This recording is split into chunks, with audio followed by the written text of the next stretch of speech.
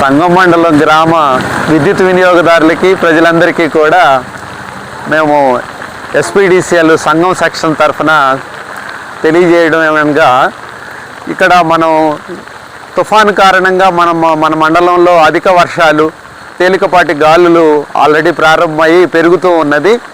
అందరూ కూడా మా సిబ్బంది అలాగే మేము కాంట్రాక్టు కార్మికులతోటి ఏ సమస్య వచ్చినా ఎదుర్కోవడానికి సిద్ధంగా మెటీరియల్తో సిద్ధంగా ఉన్నాము.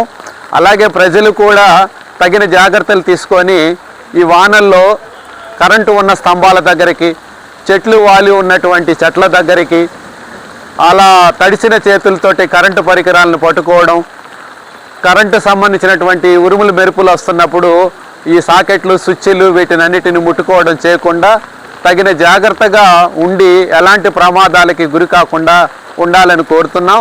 అట్లాగే ఏదైనా మీకు ఎక్కడైనా మీ లైన్లు సంబంధించినటువంటి వాటిలో సమస్యలు వచ్చినా, అంతరాయం ఏర్పడినా మా 9440812063 సంఘం నంబర్కి ఫోన్ చేస్తే మండలంలో ఎక్కడైనా కూడా కరెంటు లేనట్టయితే మేము తగిన సిబ్బందిని పంపించి కరెంటుని రెస్టోర్ చేస్తాము.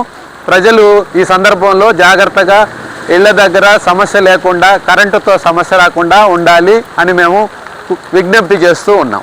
రాత్రి వచ్చినటువంటి మన ఎర్ర చెరువు దగ్గర చెరువు నిండడము, ప్లస్ అక్కడ ఉండేటువంటి ఏబీ స్విచ్లో పోస్ట్ ఆఫ్ ఇన్సులేటర్ ఫ్లాష్ అయ్యి గురుకుల పాఠశాలకు సప్లై అంతరాయం వస్తే వెంటనే సిబ్బంది అర్ధరాత్రి వెళ్ళి దాన్ని రెస్టోర్ చేసి తిరిగి సప్లై ఇవ్వడం జరిగింది.